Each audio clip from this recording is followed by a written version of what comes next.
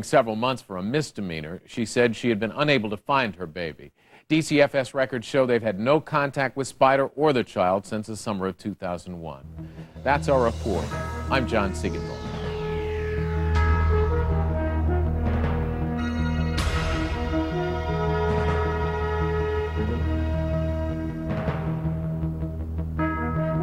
To subscribe to our MSNBC Primetime newsletter or for information on upcoming programs, go to prime.msnbc.com.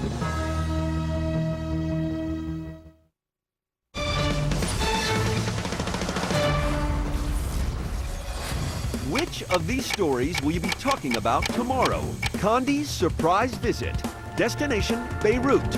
Objective, prop up democracy. Quick. The Secretary of State meets the Lebanese Prime Minister. What was said? Was anything accomplished? And with thousands of Israeli boots on the ground inside Lebanon and Hezbollah rockets still being lobbed into Israel, does diplomacy even have a chance? Reports from Andrea Mitchell, traveling with the Secretary of State, Richard Engel on the devastation in Lebanon, Martin Fletcher with Israeli troops, and Mark Potter on the ground in Haifa. Meanwhile, in Iraq, the civilian death toll rises, 100 dead this weekend alone.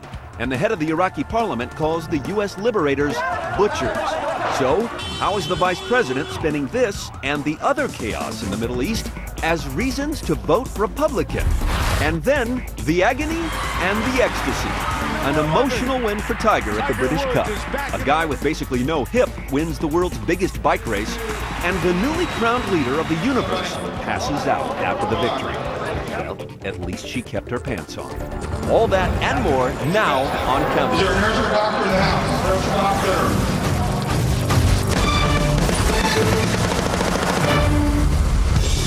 And good evening, I'm Brian Unger, in for a vacationing Keith Olbermann. Day 13 of the Mideast crisis, and what may not yet officially be called a war is still looking like one more than ever. Our fifth story on the countdown, more fierce fighting on the ground in Lebanon, more innocent civilians paying the price, while on the diplomatic front, the first discussion about what will happen the day after the fighting stops. Secretary of State Rice finally on the ground in the region tonight. First stop, Beirut. The question, will she be the one to broker a new peace?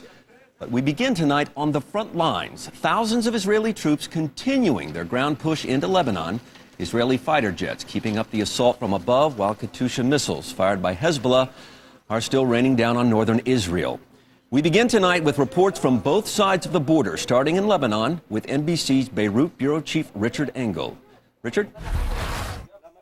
Good evening, Brian. U.S. military intelligence officials tell NBC News since the start of this conflict, Israel has flown more than 1,500 combat sorties and fired more than 20,000 rounds of artillery here into South Lebanon. Today we followed a trail of destruction toward the front line. Just outside Beirut, an Israeli airstrike smashed the road, an overpass, and water pipes. 15 miles further south, a black cloud from a bombed oil depot stretched for over a mile. This area is so cut off because Israel seems to have destroyed every bridge we've come across. Here, a rocket came right through the center. In Sidon, we found part of the financial district flattened. At least 700,000 people in Lebanon have now fled their homes. We are in shelters with no food, said this woman today. No water, with nothing. May God destroy the Israelis. The UN's humanitarian envoy, Jan England, told NBC's Ann Curry the crisis is worsening by the hour. Every day we hear about tens of thousands of new displaced. We hear of new wounded. 1/3 or more of the wounded and the dead are children. At our last stop in Tyre, we found Mohammed Srour. Last night, he and his family tried to escape the fighting when their car was hit by what they say was an Israeli airstrike. Mohammed's father was killed. He, his mother, brothers, and baby sisters suffered burns. They are only hitting civilian positions and civilian cars. At Tyre's main hospital, Qasem Shalan is one of 6 ambulance drivers recovering from another Israeli airstrike last night. The Red Cross says the ambulances were clearly marked and were the only vehicles on the roads that are now battlegrounds. I'm Richard Engel in Tyre, South Lebanon. Now to NBC's Martin Fletcher in Haifa, northern Israel. In intensive fighting overnight, Israel seized control of strategic hills overlooking the town of Bint Jbeil, about a mile inside Lebanon. Next, the Israeli army is set to invade the town. But already 2 soldiers killed and 14 wounded. And 2 pilots died when an Israeli helicopter crashed. Hezbollah doesn't give numbers for its casualties. This terror organization has been preparing for this war for years. Despite Israel's onslaught on Hezbollah, they're still firing katyushas against northern Israel. This shopkeeper from Nahariya in northern Israel has had enough. We close and we live in. Joining about 300,000 refugees from northern Israel. But none are without shelter. The country's pulling together. This family is hosting complete strangers. Parents, 4 children, 2 grandparents, 2 dogs and a rabbit. We're here, we're happy, we're together. Here, 3,000 refugees sleep in giant tents, eat 3 meals a day, all financed by an Israeli billionaire. But still. I know, I feel very hungry, really sad. It's better here, though, than where Orly spent the first 3 days of the war. Here, in shelter 376 in Nahariya. Explosions still keep them awake at night, and after 13 days in the bomb shelter, tempers frayed. These women fight over food, but mostly they just sit and wait. Another potential front in the war tonight, Israel has put its embassies on high alert in case of terrorist attacks by Hezbollah sympathizers. Brian? Martin Fletcher in Haifa, Israel. Thank you very much. Secretary of State Condoleezza Rice is also in Israel tonight after spending her day in both Cyprus and Beirut. As we mentioned, her visit to the region comes on day 13 of the crisis. Some left wondering if the trip is too little, too late. More on that from Chief Foreign Affairs Correspondent Andrea Mitchell, who is traveling with Secretary Rice in Jerusalem. Andrea? Good evening, Brian. Well, after criticism that the United States was not fully engaged enough, U.S. officials say tonight that Secretary of State Rice's surprise visit to Beirut puts the U.S. firmly, squarely in the picture, leading the diplomacy. Using the element of surprise to lower the risk of flying into a combat zone, Condoleezza Rice swept into Beirut as the first stop on her Middle East mission to show support for the Lebanese people and its beleaguered government. Her first meeting was designed to prop up Lebanon's Prime Minister Signora, a Sunni. But she was careful to also see the country's highest elected Shiite official, Parliament Speaker Nabi Berri. President Bush wanted this to be my first stop here in Lebanon to express our desire to urgently find conditions in which we can end the violence and make life better for the Lebanese people. Rice came bearing gifts, $30 million in aid, blankets, plastic sheets, food. But she is not willing to support an immediate ceasefire. Despite complaints from Lebanon, Egypt, Saudi Arabia, and the UN, they all want the fighting to stop now. Instead, at a summit on Wednesday in Rome, U.S. officials say Rice will propose that Lebanon's army be strengthened in the south and helped by a new international military force. The U.S. would also like to see Hezbollah withdraw 15 miles from Israel's border, putting most of their rockets out of range of Israel's largest cities. Rice made a point of re-emphasizing her opposition to an immediate ceasefire. If we have learned anything, it is that any peace is going to have to be based on enduring principles and not on temporary solutions. Rice's mission is partly notable for where she is not going. She's not going to Damascus, and there has been no real contact between the U.S. and Syria, even though Syria really is the chief sponsor of Hezbollah along with Iran. The other thing is that she's not going to have a Middle East summit, right now at least, in Egypt, which had been anticipated because the Egyptians, the Jordanians, the Saudis are very uncomfortable with the level of violence. Meanwhile, here in Israel, Rice is trying to mitigate that criticism by putting together this aid package for the Lebanese. And one thing she's really trying to do in negotiations with the Israelis is negotiate safe passage for that aid past Israel's blockade. Brian? Thank you, Andrea. For more on the pace and purpose of the diplomatic effort, let's call in our own Richard Wolff, the senior White House correspondent for Newsweek. Thank you for your time, Richard. My pleasure, Brian. Richard, diplomats like Secretary Rice and her Israeli counterpart are now discussing what happens the day after the fighting stops. But what is the timetable on diplomacy here? Because it seems that the actual day after would still be quite a long ways off. Am I right? Yeah, you are. This is a very complex diplomatic piece, anytime you go through the UN and try to put together a peacekeeping force, as they're talking about, it takes a long time. These are complex things where you have a number of different nations offering support, but only on the right terms. And it ranges from everything from the negotiations at the UN to who has command and control. Is it going to be NATO? Is it going to be some European operation? And then there's the logistical element that presumably the United States would support. So a lot of moving pieces. I think this is really about months, not weeks, before this force can really take control in southern Lebanon. With those logistical efforts you just spoke of a moment ago, Richard, are we talking about sort of hunt and seeking out these Hezbollah sort of tunnels and weeding them out? As one general said, this is war and we need some time. Yeah, these are the critical things they have to negotiate, the terms of engagement, because of course things that have hampered previous peacekeeping forces and other UN missions like UNIFIL in southern Lebanon have been exactly these terms of engagement. Everyone's talking about this being a robust force, but no one really knows what that means. And nobody thinks that it will be robust like the Israelis are, because of course for them the stakes are worth taking these casualties for. And so, I would expect that this force will be trying to intercept rockets, trying to stop launch sites, but not the kind of village-to-village stuff that the Israelis are now engaging in. Mm-hmm. This international peacekeeping force, would the United States be part of that? I seriously doubt it. Maybe in some logistical capacity, maybe through NATO they'd have some planning operation that they would be a part of, but there's no chance really of American troops getting into this. And the White House thinks that actually US involvement here is counterproductive, that it becomes an American involvement as opposed to a multinational thing, and the French and maybe a country like Turkey could really put a different face on it. Richard, historically, some of us may remember the shuttle diplomacy of Henry Kissinger and Jimmy Carter that came to represent a relentless effort on the part of the United States to bring about peace in the Middle East. Is that the case with Secretary Rice here? I mean, can she be a relentless, honest peace broker here? Is that what we're seeing? No, it's not. I mean, she could be if she wanted to be, but she doesn't want to be. And you heard why. She talked about enduring principles for peace.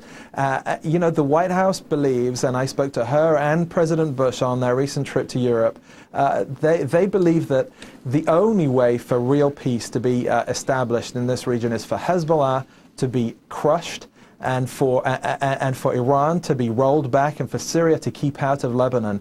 What you're looking at there is peace after the enemy is defeated, not the kind of ceasefire that people are talking about, which means peace now, and then let's talk about the terms afterwards. Mm-hmm. Richard, no matter how you look at it from either side, the pictures we're seeing, especially the ones over the weekend of Lebanese civilians and children being bombed on the roads after the Israelis told them to leave, just one part of this humanitarian crisis that's unfolding. Might the fallout, Richard, from that be driving this diplomatic effort now? It's been 13 days, right, and only now is that effort really seeming to start. Well, these are distressing pictures, of course, and they're distressing when you see Israelis being killed too. Mm-hmm. But that leads to pressure, political pressure from the allies that you heard Andrea talking about, Egypt, Jordan, and Saudi Arabia. And so there is a sort of time limit on it, given those kinds of building pressures, especially as they translate into allied pressure. But for the time being, the administration takes the Israeli position. Hezbollah sites itself in residential areas, and therefore it has to, these kinds of images are inevitable. Mm-hmm. Richard Wolff of Newsweek and MSNBC, thank you so much for your time tonight. Anytime.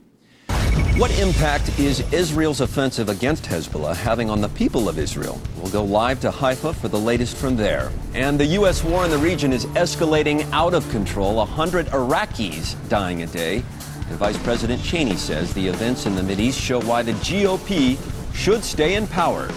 Does he see the same news you do? You're watching Countdown on MSNBC.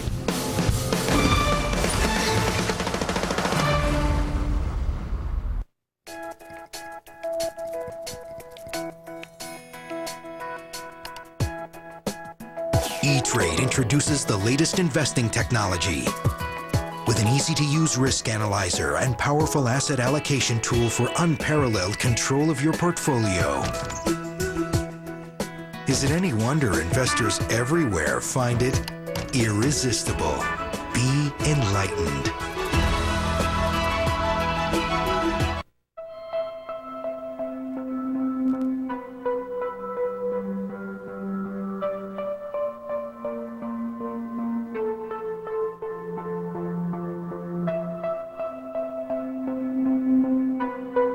Ingeniously designed to help protect the things that need protecting. Energy-absorbing ACE body structure, standard on the all-new Civic. Only from Honda. The view from Israel on the conflict in the Mideast. Is the Israeli army offensive into Lebanon showing a noticeable impact on the number of attacks from Hezbollah? Live in Israel, next on Countdown. Do you have an adjustable rate mortgage? How much has your monthly payment gone up? Do you have credit card debt? How much are your monthly payments? How much are your car loan payments? How about your home equity loan? How much are your monthly payments?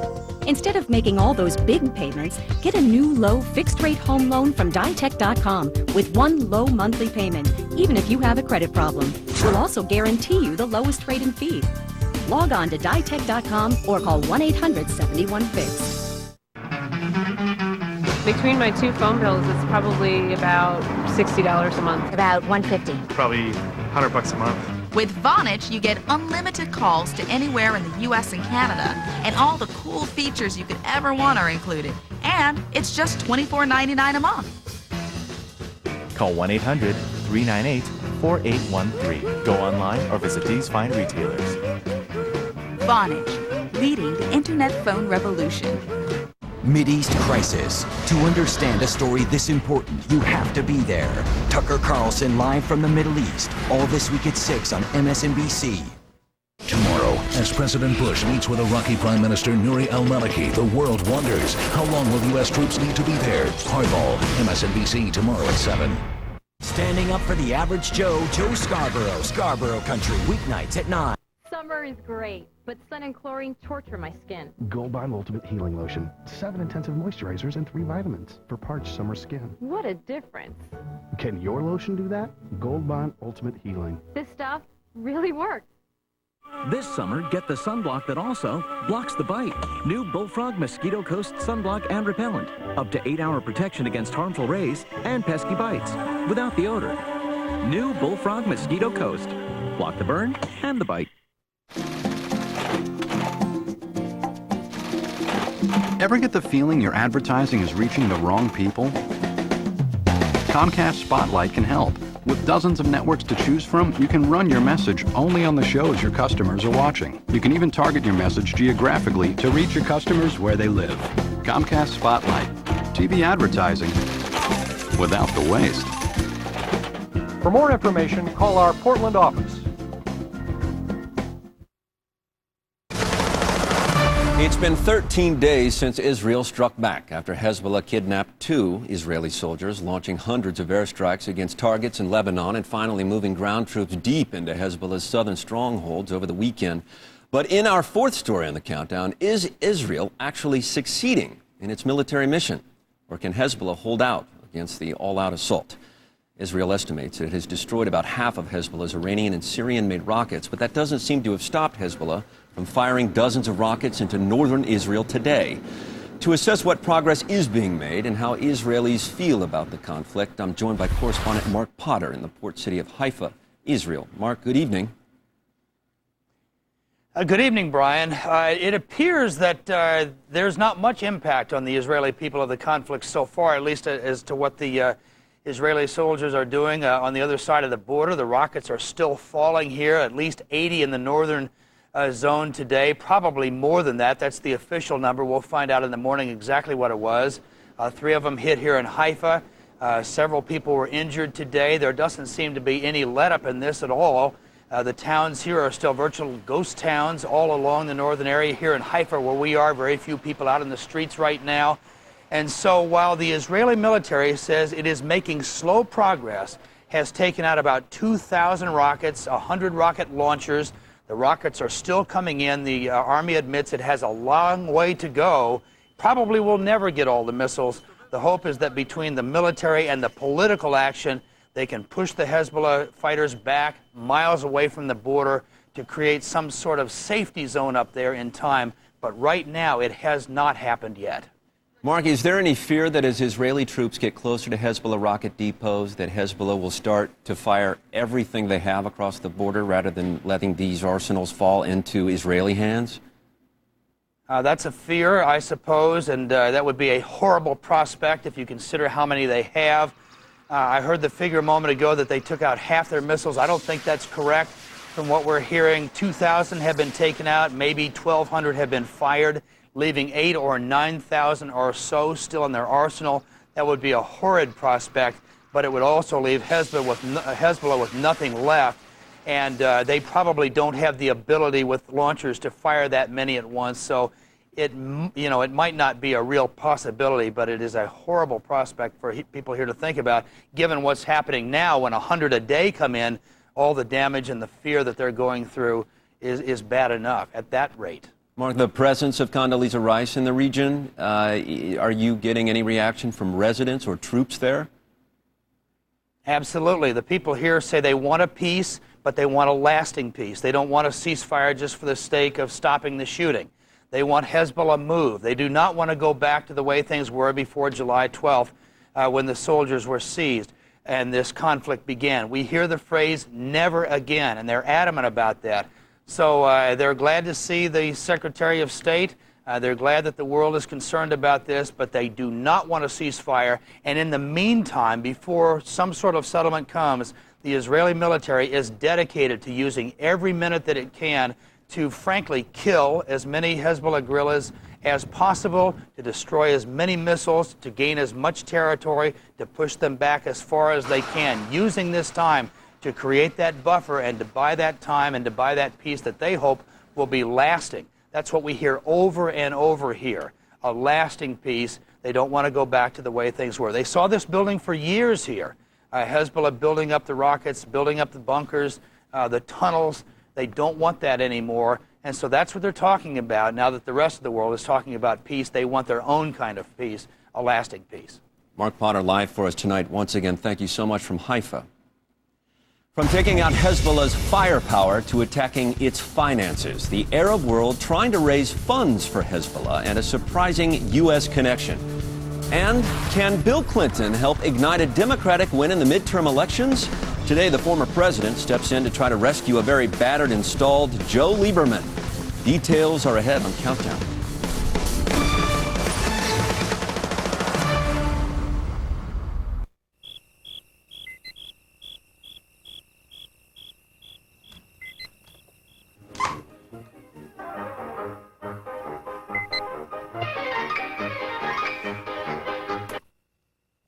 We know responsibility is a round-the-clock job, but if your home is ever damaged by fire, we have help standing by 24 hours a day. Responsibility. What's your policy? Liberty Mutual.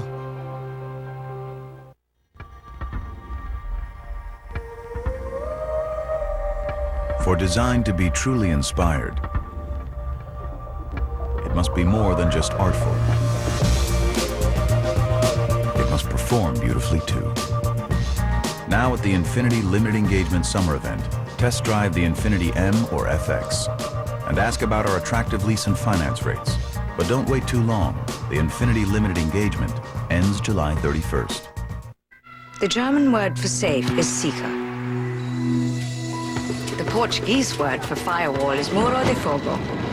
The Chinese word for password is mima. My company's in 17 countries now, and I can say secure in every one of them. Dynamic networking from AT&T identifies security threats before they're problems, so Jane's confidence grows right alongside her company. The new AT&T, your world delivered. Office Depot, a leader in mobile technology, has an all-in-one notebook bundle to help you go wireless wherever your work life takes you. Now, the HP Pavilion Notebook Bundle with Intel Centrino mobile technology comes with an HP printer, wireless mouse, and an extra battery for only $899.99 after mail-in savings. Pick up yours today. Taking care of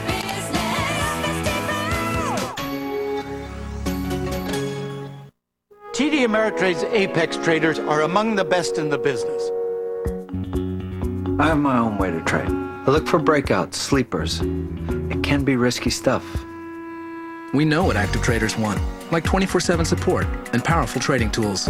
Get free trades for 45 days and $500 cash, and get $9.99 trades. Call 877-TD Ameritrade. Independence is the spirit that drives America's most successful investors.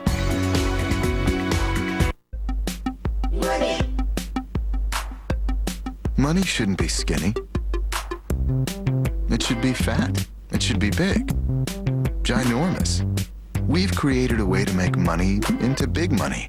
Find out how you can do it at hsbcdirect.com. Introducing an online savings account with a 5.05% annual percentage yield. 8 times the national average. Money is better with a little extra padding on it. Let your money grow at HSBC. A really simple way to make your money fat. An online savings account that connects to your current checking account wherever you bank. There are no minimums, no monthly fees, and nothing to get in the way of your money becoming as hefty as possible. Brought to you by HSBC, the world's local bank, member FDIC. Make your money big and beautiful at hsbcdirect.com. Not all of Israel's targets in Lebanon are Hezbollah military operations. Both the Beirut airport and the highway to Syria have been heavily bombed since the conflict erupted nearly 2 weeks ago. And now, as NBC senior investigative correspondent Lisa Myers points out in an exclusive report, it appears that Israel is also secretly targeting financial institutions in Lebanon that are allegedly aiding Hezbollah, one of which had an American connection. Israeli intelligence sources tell NBC News that among the targets hit in Lebanon in the last week are as many as a dozen financial institutions, part of a previously secret campaign to destroy Hezbollah's financial infrastructure.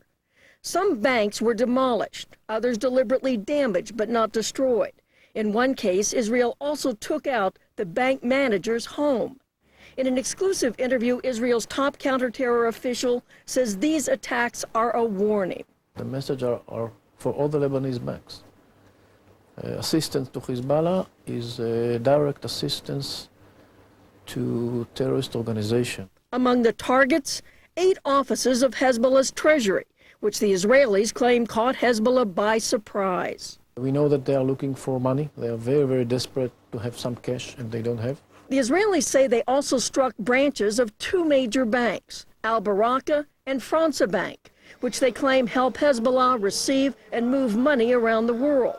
They say a third bank, the Middle East and Africa Bank, also is on their hit list. The banks deny any ties to Hezbollah. But this appeal last week on Lebanese TV asks for money for the Hezbollah resistance to be sent to an account at the Middle East and Africa Bank. An NBC producer called the number. She was told to go to any U.S. bank and wire money, but not to tell anyone it was for Hezbollah. The Middle East and Africa Bank, MEAB, has a relationship with the U.S. bank Wachovia. After NBC News informed Wachovia of the Hezbollah fundraising appeal, Wachovia terminated the relationship. But how much difference can targeting the banks really make?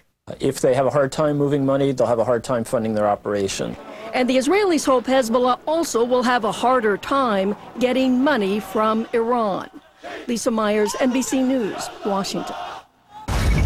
As Lebanon braces for more attacks to the east in Iraq, it's a country reeling on the brink of civil war, if not civil war. Nearly 100 civilians dying every day, even with things worsening. The vice president says events in the Mideast are reason enough to keep the GOP in power. We'll get a reality check on the Republican success story. And later, bizarre moments in the spotlight. Miss Universe wins her crown, then faints. A daredevil suffers a big spill, but manages to walk away alive. And the new Tour de France winner's big victory with a ruined hip. Details when Countdown returns.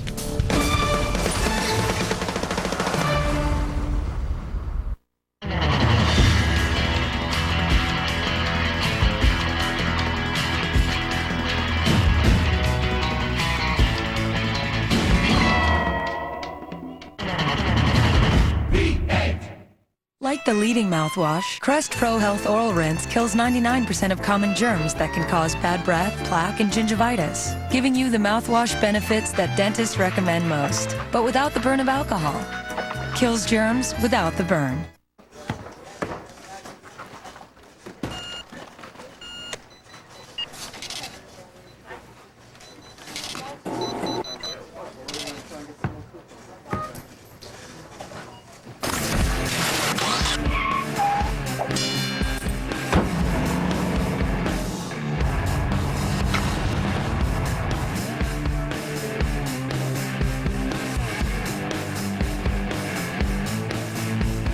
Your fireplace adds so much to your home, and Gordon's can add even more. Gordon's Fireplace Shop and Home Decor. Selection second to none.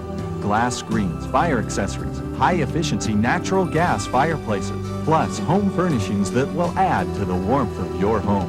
Portland's finest selection of fireplace screens, gas logs, and gas fireplaces on sale today. Everything for your fireplace. Gordon's Fireplace Shop and Home Decor. Open 7 days a week. John, we have the new high speed. It's way faster than DSL. Show 'em.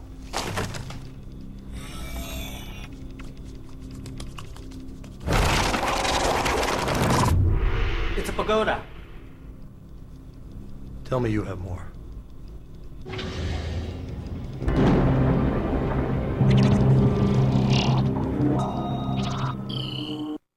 Forgive me. A decade has passed in silence, for I couldn't shame your melody with my Parkinson's. But soon my brain will send tiny electronic notes to my fingers and bend them to my will as before. Let the neighbors bang on the walls. I will play fortissimo all night long.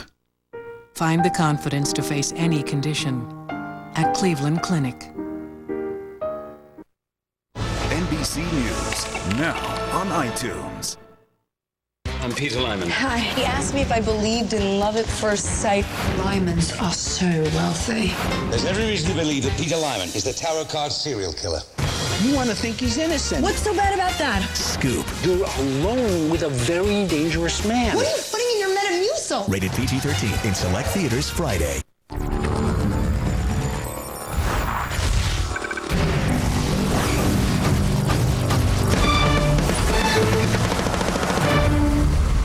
And as war was grinding into day 10 on the Israeli-Lebanon border, Vice President Dick Cheney was at a Republican fundraiser in Tampa, Florida Friday, helping to raise $230,000 for a Republican candidate for Congress.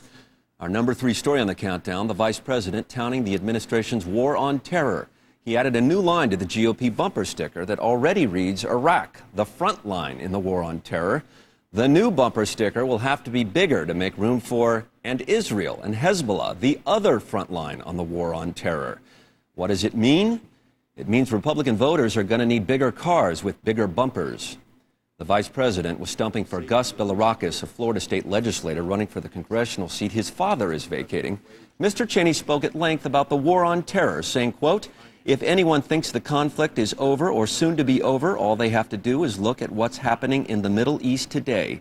He cited Israel's clash with Hamas and Hezbollah and drew it into what he sees as the larger conflict. It's very, very important that we remind all of our fellow citizens that this conflict is a long way from over, that it's going to be a battle that will last for a very long time, and it's absolutely essential that we stay the course. War in Lebanon has left little ink and few airwaves left for coverage of the war in Iraq over the past week and a half, despite it being as deadly as ever, prompting that country's new prime minister to declare that his country would not slide into civil war if it hasn't already slid into civil war. Clearly, where there are bombs, there is a war of semantics. Sectarian violence at a fever pitch yesterday. 62 people killed by bombs in Baghdad and Kirkuk alone. In Baghdad, a suicide bomber blew up a minibus at a busy Shiite market. In Kirkuk, a car bomb exploded. Shootings were reported all over the country, and 11 bodies were found in the Tigris River. The American death toll rising also. 2 soldiers were killed Saturday in Baghdad, bringing that total to 2,565. Iraqi Prime Minister Nouri al-Maliki, making his first visit to the West, met British Prime Minister Tony Blair today. Then Mr. Maliki goes to Washington, meeting with President Bush tomorrow. Mr. Maliki confirmed data from the United Nations that an average of 100 civilians per day were killed in Iraq in May and June. He described it as a sectarian issue, but said, quote, civil war will not happen in Iraq. But a senior government official told Reuters, quote, if this is not civil war, then I don't know what is. So how then does Vice President Cheney see the wars on terror, all of them, as the administration's strong suit? Let's call in NBC political analyst and Newsweek senior editor Jonathan Alter. Good evening, Jonathan. Thanks a lot, Brian. Jonathan, before anything else, I'd like to get your take on whether this is or isn't a civil war in Iraq. You know, I think it clearly is by any historical standard. I mean, what are people waiting for? Robert E. Lee and Ulysses Grant to get out there before they call it a civil war? A scholar in the New York Times recently went through about 10 recent wars that were categorized as civil wars, and none of them was as bad as this. You know, so I think what's going on here is a semantic game where the media doesn't want to start calling it a civil war before the politicians do, because then they'll be accused of liberal bias. And the Democrats don't want to call it a civil war because they'll be accused of, lack of patriotism by the Republicans. And of course, the administration doesn't want to call it that because it will confirm that it's a fiasco. So everybody has this kind of semantic conspiracy to not call the elephant in the room the elephant in the room. Jonathan, the Bush administration did well with campaigning on the war on terror in Bush's reelection and even the congressional elections before that in 2002. It is getting a little unwieldy at this point. Is that still a big play for the 2006 midterm elections, the war on terror, all of them linked together like this? It's really the only card that they have. They can't run on the economy because even though there are some good numbers, for whatever reason, the American people aren't really buying that story. So they have to use an old Chicago political expression where I'm from originally, they're going to dance with the one who brung ya. In other words, they've gotten this far by playing this terrorism card. They're going to go back to it again, and they're going to basically try once again to make the Democrats look like a bunch of pansies and war wimps, cut and runners who don't want to stand up for America. So they're going back to that well. I think we say in Ohio, that's all you got. Something like that. Yeah, it's not as fancy as what they say in Chicago. That's the more plain-spoken Ohio version of the same thing. But that's, it's worked for Karl Rove, and I don't think they see any reason to try anything different. The question is whether it'll work again, and I think most people at this point would say not as well. That the American public is tired of this war.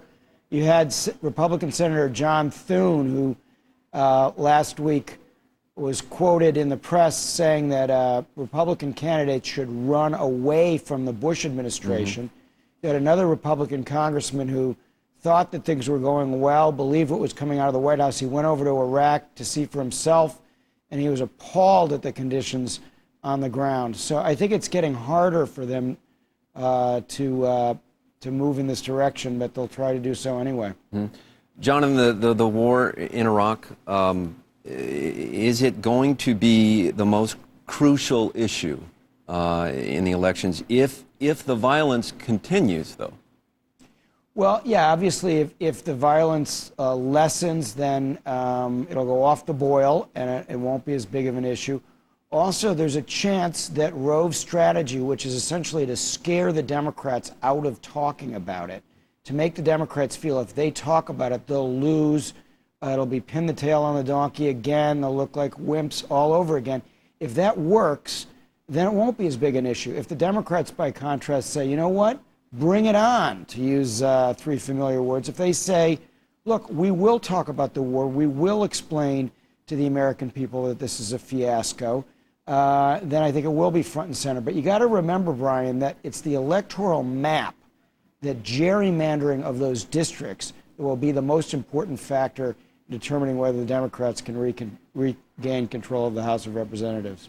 Well, we have a season of war and a political season, too, that is just starting to get underway. So I guess we'll see how it all unfolds. Jonathan Alter, thank you so much for your time. Thanks, Brian. And at a White House correction today on one domestic front, straight from the mouth of Press Secretary Tony Snow, he now says he overstated the president's opposition to federally funded stem cell research. Last week, Mr. Snow had compared the research on embryos to murder when describing the president's position. The president believes strongly that for the purpose of research, it's inappropriate for the federal government to finance something that many people consider murder. He's one of them. The simple answer is he thinks murder's wrong. And yesterday, Tim Russert tried to pin down the president's view on the stem cell research as murder charge when questioning his chief of staff, Joshua Bolten. The president believes that using an embryo for stem cell research is murder. Let me step back for a second, Tim. But that's a very important question. It is. The president's spokesman used the word murder. Does the president believe the use of an embryo for stem cell research is murder? Let me indulge me here for a moment, and let me walk through the issue. The president believes, as do millions and millions of Americans, that fertilized embryo is a human life that deserves protection. But does he accept or reject the use of the word murder? I haven't spoken to him about the use of particular terminology. Well, today, Mr. Snow said he had overstated the president's position. With regard to the word murder, Mr. Snow said, quote, he would not use that term. To clarify, the press secretary said the president does believe that the research involves, quote, a destruction of human life.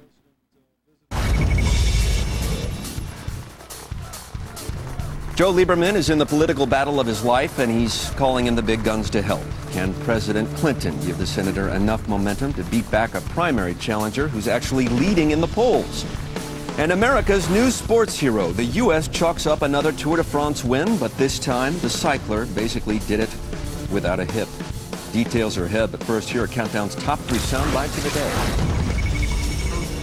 Meet the runaway cow of Hagerstown, captured 12 hours after breaking from its stall at the 4-state livestock auction. She turned on the boys that were chasing her, and she got past them. Everybody dropped their stuff and ran out the gate for it. But remember, everyone's innocence until proven guilty. So, got anything to say for yourself? No? Okay. You sure? Okay, bye. Anybody here from the Southwest?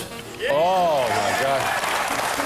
Wildfires, are you aware of this? Wildfires are still burning. And you know what started the wildfires in the Southwest? Sparks flying when 2 cowboys met. Yes. Well, I guess we should see him play. So let's see. Okay, pick up your cards. Okay, Mikey. Pick up your cards. Oh, he wants to bet. He wants to bet before he even looks at his cards. Listen. Pick up your cards. Very good. Good job. All right. Good job. Let's see. Okay. Yeah. Oh, no! Mikey! But you know, people... Yeah. Oh, he was not happy with that hand. Yeah. No, right? Okay, put him down. The redeal.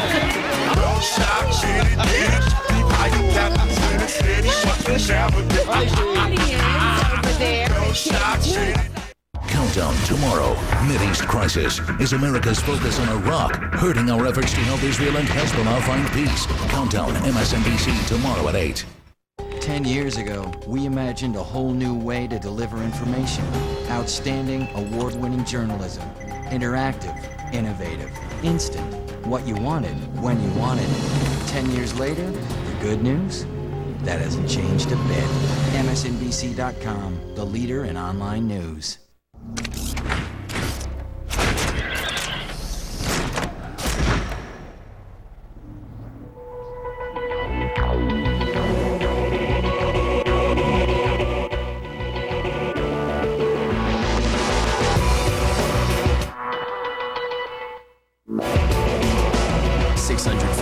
watts, 260 horses, all in perfect harmony.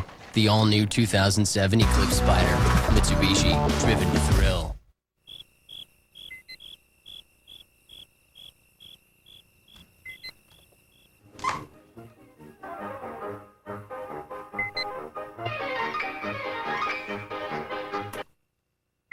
We know responsibility is a round-the-clock job, but if your home is ever damaged by fire, we have help standing by 24 hours a day. Responsibility. What's your policy? Liberty Mutual.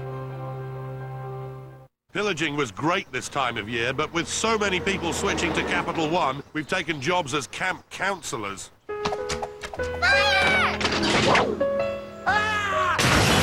Burnt a village to the ground, doo-dah, doo-dah.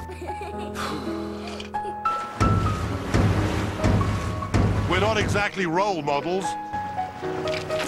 For low rates and great rewards, switch to Capital One. What's in your wallet? Put your backs into it! Politicians in crisis. Joe Lieberman on the brink of losing a primary battle. Bill Clinton steps in to help. And big trouble for George Michael. First, the public bathroom, now the park, where he apparently does, stuff. Ruh-roh. That's next. This is Countdown. Pop quiz. What midsize sedan has more space and power than Camry, has 6 standard airbags, gets up to 34 miles per gallon, and starts under $16,000? Is it A, the all-new Kia Optima, B, the brand-new Kia Optima, C, the shiny new Kia Optima, or D, all of the above? Correct! You picked the Kia Optima, and with the 10-year, 100,000-mile warranty, there really is no other choice. Hurry in and get $1,000 cash back on the all-new Kia Optima. The best value on the road. Meet Kate and Edward Lipkins, investors. I'm a math teacher. I teach high school, my wife and I. I teach French, high school French. And we were always looking for ways to make extra money. Maybe we had a business online. Yep, power sellers. Yeah, it didn't work. We had some investments. And we weren't keeping on top of our investments. We had a broker. But he always recommended stuff from his company. No, that made me very uneasy. So now we do it on our own. And I've picked some good investments. We've picked good investments. Right, we.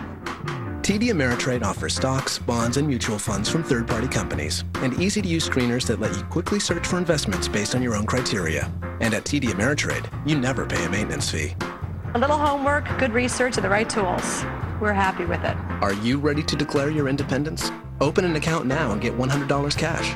Call, click, or visit a TD Ameritrade office today. Independence is the spirit that drives America's most successful investors. With 2 weeks to go until the Connecticut primary and both Democratic candidates in a dead heat in the polls, incumbent Senator Joe Lieberman is calling in the big guns. Our second story on the countdown, President Clinton, the biggest gun of them all, to the rescue, hoping to change the perception that Lieberman's unwavering support of the war in Iraq means he is no longer a true Democrat. Our correspondent is Chip Reed. What just around the world? Democratic Senator Joe Lieberman calls it the fight of his political life. Today in his corner, the top heavyweight of the Democratic Party. Go out and elect Joe Lieberman. He's earned it. He's been a good Democrat. He's a good man, and he'll do you proud. Clinton's rescue mission comes as Lieberman is under attack from anti-war Democrats, furious over his support of the Iraq War. Critics have seized on this moment, which they mockingly call the kiss. That, to a lot of people, was the symbol of what was wrong. It wasn't just the war, it's the fact that he was lining up with their political enemy. Lieberman's Democratic opponent, wealthy businessman Ned Lamont, is riding a wave of anti-war sentiment. In one of his ads, Bush and acts like George W. Bush. Lieberman becomes President Bush. 3 months ago, Lieberman was leading, 65-19. Last week, it was neck and neck. Lieberman's so worried he recently announced if he does lose the Democratic primary, he'll run in the fall as an independent. This endorsement from Bill Clinton today is a big deal for Joe Lieberman. After all, the former president is still enormously popular here in Connecticut. But it's an endorsement that comes with a big condition. If Lieberman loses the Democratic primary and runs as an independent, Clinton says he'll withdraw his support and endorse Lamont. Another twist in a 36-year relationship of two strange political bedfellows, a history that includes Lieberman's angry response to the Monica Lewinsky scandal. Such behavior is not just inappropriate, it is immoral. Earlier today, campaigning at a candy store, the mood was bittersweet. You're somebody who not long ago was running for vice president as a Democrat. Yes. Now you have people questioning whether you are a real Democrat. Yeah. Does that hurt? Well, it does hurt because it's nonsense. And if people question whether I'm a Democrat, the Democratic Party is in trouble. Lieberman says the real question is whether there's room in the Democratic Party for a diversity of opinion on Iraq. Chip Reed, NBC News, Waterbury, Connecticut. From the strange bedfellows of politics to just, well, strange bedfellows. It's the celebrity and entertainment stories of keeping tabs, and we can never hope to understand former Wham singer George Michael completely. We can only observe him in the wild and catalog his behavior. And that seems to be what the British tabloid The News of the World was doing when they caught the aging pop star literally in the wild, in the bushes of a London park. Yeah, he was. Not alone. You've heard this story before. It was late at night, and there was another man there, a stranger. Michael is on the verge of a huge 50-concert comeback tour, which sold out in a half hour, so you can understand if he needed to, get some fresh air or, whatever. And a programming note, Mr. Oberman is obviously not in this chair tonight. He's in Los Angeles this week on some important business, including promoting Countdown to the Television Critics Association. But you can see him tomorrow night on The Tonight Show with Jay Leno. Don't miss it. Keith with Jay on tonight, Tuesday at 11:35 p.m. Eastern. To the top of the countdown and tonight's number one, when walking away a winner means you can't walk away, literally. From the fainting Miss Universe to crashing daredevils and everything in between, that's coming up next.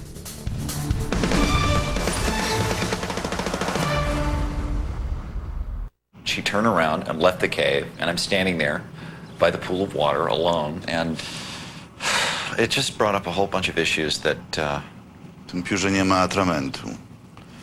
What? I wtedy możemy zacząć dopiero pracować.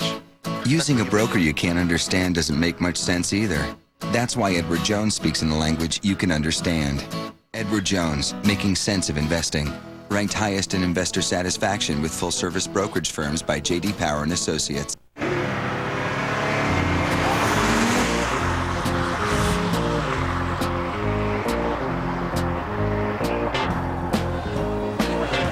A 7-speed automatic transmission, a 268 horsepower engine. Start a summer romance that lasts a lifetime. The Mercedes-Benz Summer Event. See your local authorized Mercedes-Benz dealer for a great lease offer on a powerful 2006 E350 sedan. It's back to school, and Best Buy's got what kids need to succeed. Like laptops with fingerprint scanners for extra security. Convertible notebooks that let you jot notes directly on the screen for new ways to learn. And Media Center computers that let you record, watch, and pause live TV. Check out the Gateway Convertible Notebook with dual-core technology. It's a perfect blend of performance and creativity. Save big for back to school, now at Best Buy. We have got to cut costs, people. Ideas. We could open an account on FedEx.com, save 15% on online express shipping. Okay, how about this? We open an account on FedEx.com, we save 15% on online express shipping. That is wonderful. You just said the same thing I said, only you did this. No, I did this. Makes all the difference. Bingo. That's good. Right on the nose. It's really good. Great idea. Presenting Blue from American Express. The card with no annual fee and an introductory rate of 0% for up to 15 months with a low APR after. Call 1-800-600-BLUE or visit us online to get yours. You can pay over time, which makes this card remarkably flexible. It has a free rewards program with so many choices, it'll make your head spin.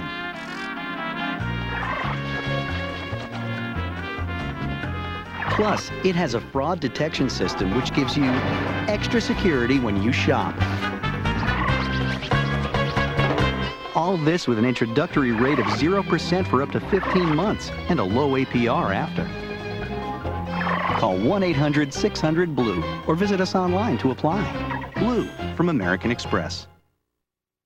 It gets in a maximum security prison so new, cameras have never been inside until now. Lockup Kern Valley premieres next on MSNBC. And finally tonight, a chance to step away from the near constant coverage of the crisis in the Middle East for a bit of the good news from the world of American sports, and then just lots of, I don't know, beautiful women, I guess. Our number one story on the countdown. It's mostly good news. A look back at some of the big winners and losers over this busy summer weekend. And we begin in Los Angeles for the crowning of the 2006 Miss Universe. It was a Donald Trump production with some notable changes. All the women wore the same bikini for the swimsuit competition, forced by Mr. Trump to dress like tigers. And they did away with the talent portion of the contest because, as Mr. Trump himself said, quote, "Their beauty is their talent." Millions of women around the world with actual talent then shot their TVs with a gun. So the most talented then was clearly Miss Puerto Rico, Zuleika Rivera Mendoza. Wearing a skin-tight, heavily beaded dress, the 18-year-old donned the crown, waved to photographers, and assembled media for a half hour or so, then promptly fainted. Mendoza was rushed off stage while the PA announcer asked, "Is there a nurse in the house?" Which will be just fine, everybody. It's just that the heat and the dress and probably the looming specter of well, a big sloppy kiss from the Donald and being a prisoner in his tower was all just too much to bear. And across the pond, golfer Tiger Woods' crowning moment at the British Open was no less dramatic. After tapping in the winning putt at Royal Liverpool for his 11th major championship, emotion washed over Tiger's face, and he collapsed, sobbing into the arms of his caddy, Steve Williams, before finding and hugging his wife, Elin. It was his first victory since the death of his father and mentor, Earl Woods. And Tiger later explained he just wished his dad could have been there one last time. And in Paris, for the first time in 8 years, someone other than Lance Armstrong stood on the podium in the yellow jersey on the final day of the greatest bicycle race on earth. American Floyd Landis, the 2006 winner of the Tour de France. Landis' amazing comeback performance for his first Tour win Sunday may have been the stuff of legend. But as NBC's Donna Friesen reports, like Armstrong before him, the road to victory for the new champion and the road ahead is full of challenges far more daunting. Despite the odds being stacked against him, 30-year-old American Floyd Landis flew into Paris leading the pack. A remarkable victory for a man who earlier this week was written off. Thank you, everybody who kept believing, most of all my team, when things weren't going so well. On Wednesday, he'd fallen back 8 minutes into 11th place. In a sport that measures victory in seconds, that's a long way back. You know, I thought, oh no, it's all over. But gosh, he came back. How'd he do that? What strength? Beneath his determination, a secret. Landis has a bad hip. Shattered in a crash 3 years ago, it has withered and collapsed. That he can ride a bike at all almost defies explanation. Even in the absence of any physical malady, but to do it with constant pain is astounding. Landis has osteonecrosis. His hip is like a rotten piece of wood. He has trouble going up the stairs and can't go running. And worried he'd be dismissed in the cycling world as damaged goods, Landis kept his condition secret for almost 2 years. He even hides his limp in a carefully crafted walk. Only his wife and close friends knew the agony he was in. Bike racers don't like to talk about crashes or pain. It takes a lot of hard work, and it takes a lot of sacrifice from a lot of people. And then on top of that, some luck. Celebrate! Back home in Farmersville, Pennsylvania, they're celebrating. His father got Landis his first bike. I think I picked it up off the trash. I'm not sure. It was a yellow, small bike. Devout Mennonites, they don't own a TV, so rode to the neighbor's house to watch their son's progress. He's a wonderful son, and I think that his values will be a terrific example to those who observe his life. Landis is heading home to have his hip replaced. If he comes back after that, those who know him won't be the least bit surprised. Donna Friesen, NBC News, London. Manufacturers of hips around the world are all competing, of course, to be the supplier of that hip.